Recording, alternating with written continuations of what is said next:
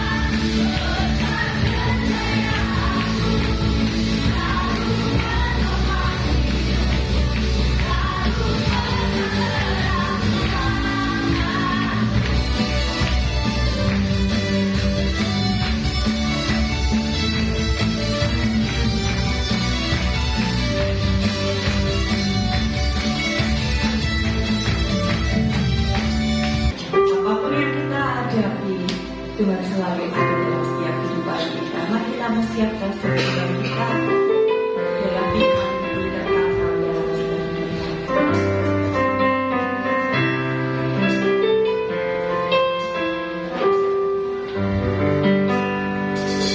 Walau dunia berubah, namun kasih-Mu Tuhan tetap sama di hidupku. Kau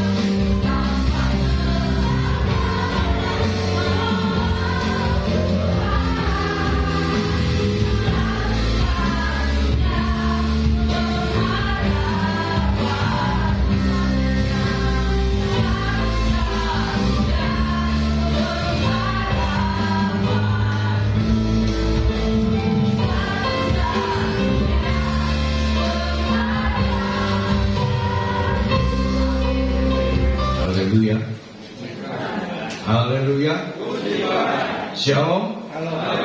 Puji Tuhan. Bersyukur kita semua sehat, Bapak Ibu saudara-saudara. Kesehatan itu adalah merupakan salah satu dari ujian Tuhan yang terjadi dalam hidup kehidupan saudara dan saya. Bersyukur Bapak Ibu saudara, kita pagi hari ini itu semua disukacitakan oleh Tuhan. Haleluya, haleluya, bersyukur. Kita akan sama-sama baca dari Kitab Kejadian pasal 6 ayat 1 sampai 3. Nanti pria yang membacakan. Kemudian Kejadian pasal 41 ayat 37 dan 38 nanti wanita.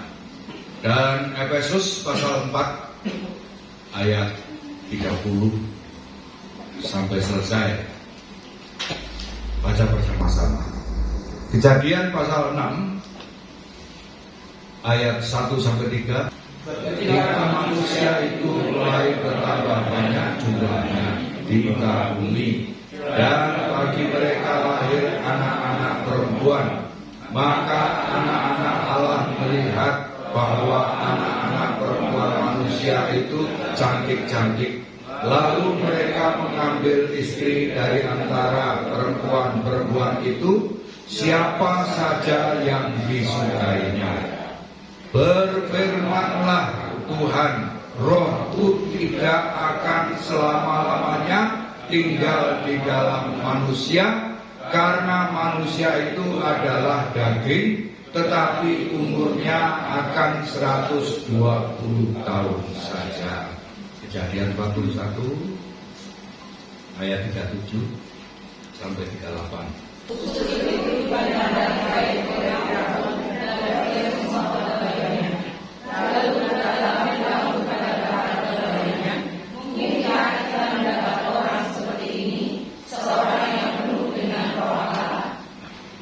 Efesus 4 ayat 30 sampai 32. Dan janganlah kamu mendukakan Roh Kudus Allah yang telah memeteraikan kamu menjelang hari penyelamatan. Segala kepahitan, kegeraman, kemarahan, pertikaian, dan fitnah hendaklah dibuang dari antara kamu. Demikian pula segala kejahatan. Tetapi hendaklah kamu ramah seorang terhadap yang lain, penuh kasih mesra, dan saling mengampuni, sebagaimana Allah di dalam Kristus telah mengampuni kamu. Haleluya. Saya ambil dari kitab Kejadian pasal 6, kitab Kejadian 41, kemudian Efesus pasal 4. Salah satu pelajaran di Gereja Pantekosta adalah peta zaman. Bapak Adam sampai kepada Bapak Abraham itu kurang lebih siklusnya adalah 2000 tahun. Dari Bapak Abraham sampai dengan Yesus itu kurang lebih 2000 tahun. Dari pencurahan Roh Kudus, pelantikan gereja Tuhan oleh Tuhan sampai sekarang kurang lebih 2023 tahun. Dari Bapak Adam sampai Bapak Abraham disebut zaman Bapak. Zaman Bapak. Dari anak perjanjian Ishak sampai kepada anak Allah itu disebut zaman anak. Dari ketuangan Roh Kudus di Yerusalem seperti yang sudah dikemukakan oleh Pak Samuel, Bapak Ibu saudara-saudara, kurang lebih 2000 tahun katakanlah begitu. Disebut zaman roh. Zaman Bapa, zaman anak, zaman roh. Tapi bukan berarti Roh Kudus tidak bekerja di zaman Bapa, bukan berarti Roh Kudus tidak bekerja di zaman anak, hanya di akhir zaman ini, tidak. Trinitas Allah selalu aktif bekerja. Dari penciptaan katakanlah sampai hari ini. Bapak Ibu saudara-saudara, baik peran Bapa, peran Putra, peran Roh Kudus mereka aktif bersama-sama. Kita kejadian tadi, kita baca kehidupan manusia di zaman Nuh itu campur baur. Artinya tidak ada batas antara kesucian dengan kecemaran. Seolah-olah begitu. Sehingga tadi dikatakan manusia itu menikah, mengambil siapa saja yang disukai. Enggak perlu ada batas, sudah percaya atau belum? Tidak ada, siapa saja yang disukai. Dengan kata lain, norma rumah tangga katakanlah berantakan. Olehnya dikatakan rohku tidak akan selama-lamanya dalam manusia. Saya suka pakai terjemahan lama, ejaan lama. Dikatakan rohku tidak akan berbantah-bantah dengan manusia. Masing-masing punya menunjukkan karpe dewi. Kita kejadian rohku tidak mau berbantah-bantah lagi. Karena apa? Hidup kehidupan manusia sudah, atau dengan kata lain Roh Kudus sudah kurang berkenan pada cara hidup saat itu, terkecuali Bapak Nuh sekeluarga. Nah, jadi saya masih batasi cara-cara terkecuali Bapak Nuh sekeluarga. Nah, pada kitab Kejadian pasal 41 dikatakan Bapak Ibu saudara-saudara ini oleh Raja Firaun ketika Yusuf mampu mengartikan mimpi dari Raja Firaun. Bukan hanya mengartikan, ketika Yusuf juga sebaliknya menjelentrehkan apa yang harus dilakukan oleh Raja Firaun. Maka dikatakan Raja Firaun, saya tidak akan ulang baca, tidak ada orang lain yang seperti Yusuf yang di dalamnya ada roh Allah. Ada roh Allah luar biasa. Raja Firaun mengakui, dan seluruh pegawai-pegawainya ketika Raja Firaun memproklamirkan Yusuf sebagai orang kedua yang berkuasa di negeri Mesir, mereka tidak ada yang protes. Mengapa? Karena ada dalam hidup Yusuf ada roh Allah yang luar biasa. Padahal dalam Perjanjian Lama sekali lagi roh Allah itu bekerja orang per orang. Nah, ini saya jelaskan. Tetapi akibat dari kuasa itu, maka Bapak Ibu saudara, Yusuf luar biasa. Pernahkah saudara membaca kitab Kejadian? Yusuf mengeluh, Yusuf protes? Tidak. Nah, Bapak Ibu saudara-saudara yang dikatakan Yusuf satu pribadi yang luar biasa. Karena apa? Peran roh Allah di dalamnya, sehingga Yusuf tidak pernah protes. Walau pahit sekalipun, menderita sekalipun, disakiti sekalipun, tidak pernah protes. Dalam kitab Efesus tadi, jangan mendukakan Roh Kudus, jangan mengecewakan Roh Kudus. Kenapa? Dari pencurahan Roh Kudus di Yerusalem, Kisah Rasul pasal 2 sampai sekarang disebut zaman roh. Nah, ini ya, zaman roh. Bapak Ibu saudara-saudara, kita harus belajar meyakini bahwa Roh Kudus itu adalah satu roh kekuatan yang mampu membawa kepada pengudusan hidup. Tidak kelihatan, sebagaimana Tuhan Yesus mengatakan kepada Bapak Nikodemus, angin itu tidak kelihatan, tetapi cara kerjanya ada. Katakanlah 3,5 tahun Bapak Nikodemus mempelajari, baru akhirnya Pak Nikodemus sadar, mengambil peran yang luar biasa, memakamkan mayat Yesus bersama-sama Yusuf Arimatea bersama-sama Bapak Nikodemus dan Bapak Ibu wanita-wanita yang lain. Luar biasa. Kita bersama-sama berharap bersandar kepada pimpinan Roh Kudus. Jangan mendukakan Roh Kudus.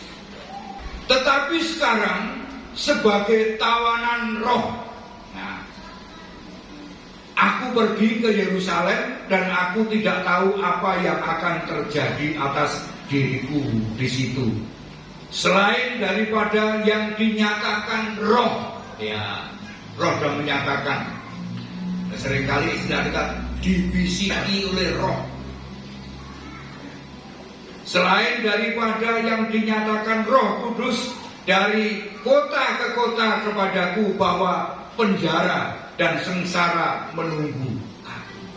Ini peran Roh Kudus sebagai orang-orang yang mengasihi Tuhan di akhir zaman ini. Mari di zaman roh ini kita akan belajar bergantung kepada Roh Kudus dalam setiap saat, setiap waktu, agar supaya Roh Kudus membimbing hidup kehidupan kita, agar supaya Roh Kudus senantiasa tadi malam mengingatkan kita akan hal-hal yang baik dan berkenan kepada Allah, agar supaya Roh Kudus mencerai hati pikiran kita senantiasa setiap waktu, sehingga kita menjadi orang-orang percaya yang dikenal dan berkenan kepada Tuhan. Dan janganlah kamu mendukakan Roh Kudus Allah yang telah memeteraikan kamu menjelang hari penyelamatan. Roh Kudus itu akan berduka itu dalam bahasa Jawa sekel. Wah, apa itu sekel, saudara-saudara ya? Bingung malah kita orang Jawa nggak tahu sekel, nyekel tahu, ya. Tapi kalau sekel, Bapak Ibu saudara-saudara, segala kepahitan, kegeraman, kemarahan, pertikaian dan fitnah hendaklah dibuang dari antara kamu. Demikian pula segala kejahatan. Nah ini kita sebagai orang Muslim kita buang. Apa itu? Kepahitan, kegeraman ini geteng-geteng. Kapan dia petuk? Tak lok-lokin tak amek kurang golek. Nah, ini saya hendaklah dibuang dari antara kamu, demikian pula segala kejahatan. Nah, kemudian yang menyenangkan, tetapi hendaklah kamu ramah. Loh, ramah ini perbandingannya apa saudara? Ramah itu kalau di marah, sama toh ramah, marah, ya kan? Hendaklah kamu ramah seorang terhadap yang lain, penuh kasih mesra dan saling mengampuni. Ya, ini saling mengampuni, sebagaimana Allah di dalam Kristus Yesus mengampuni kamu. Bapak Ibu saudara-saudara, ini tugas kita sebagai orang-orang percaya dalam kita hidup di zaman roh ini. Kita bergantung kepada Roh Kudus. Rasul Paulus pelayanannya selalu bergantung kepada Roh Kudus, ya. Luar biasa saudara-saudara ya. Luar biasa. Bapak Ibu saudara-saudara, jadi tawanan roh, taat patuh kepada roh. Sekalipun harus masuk penjara, patuh kepada Roh Kudus. Luar biasa saudara-saudara. Wahyu pasal 2 ayat 7. Siapa bertelinga, hendaklah ia mendengarkan apa yang dikatakan Roh kepada jemaat-jemaat. Barang siapa menang, dia akan kuberi makan dari pohon kehidupan yang ada di taman Firdaus Allah. Siapa yang bertelinga? 7 sidang, siapa yang bertelinga hendaklah mendengarkan apa yang dikatakan Roh. Nah, Bapak Ibu saudara-saudara, dengan kata lain kita harus belajar mempunyai hati yang peka untuk dengar-dengaran kepada Roh Kudus. Nah, itu.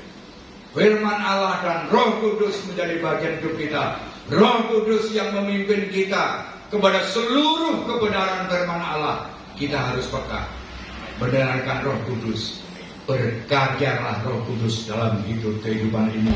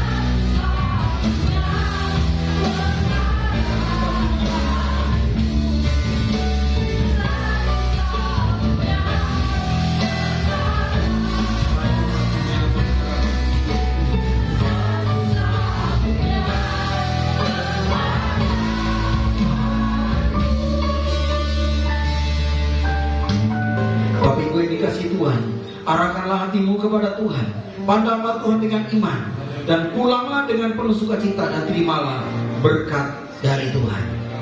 Kasih karunia dan damai sejahtera yang berlimpah-limpah dari Allah Bapa di sorga, kasih sayang dan cinta dari Tuhan kita Yesus Kristus, pertolongan, penghiburan, kekuatan, dan penyertaan di dalam Roh Kudus yang akan menyertai kita semua mulai saat pagi hari ini dan sampai Maranatha Tuhan Yesus datang kembali. Terpujilah Tuhan kami Yesus Kristus hari ini dan sampai selama-lamanya.